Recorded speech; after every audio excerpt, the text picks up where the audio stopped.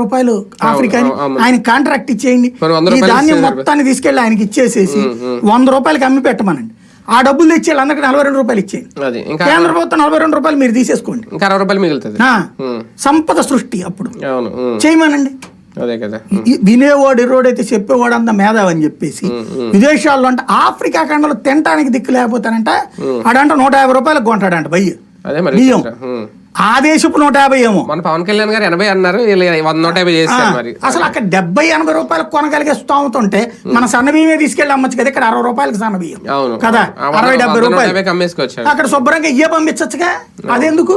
అందరు కూడా అవే పంటలు వేస్తారు ఇప్పటి నుంచి. ఈ పంటలు ఎవరు వేయరు. అసలు మెయిన్ ఏమవుతున్నది, రాష్ట్ర భౌగోళిక స్వరూపం మనకి తెలవదా?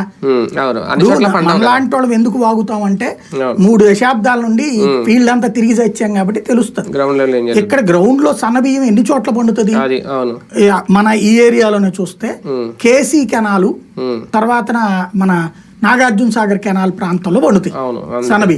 రెండోది మీ గోదావరి జిల్లాలో అన్ని చోట్ల అదే ఎక్కువ. మాకు స్వర్ణాన్ని ఒకటి ఉంటుంది, బోండాలని కొన్ని ఉంటాయి, ఏ తప్ప సన్నబియ్యం తక్కువ పండుతుంది. తర్వాత కర్నూలు, రాయలసీమ, తెలంగాణలో పండుతాయి. ఈ రాయలసీమలోనే నాగార్జున సాగర్ కెనాల్ అనుకుని, అదే కృష్ణ కేసీ కెనాల్ అనుకుని పండుతాయి.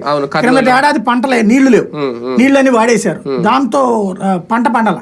దానివల్ల ఏడాది 70 రూపాయలే.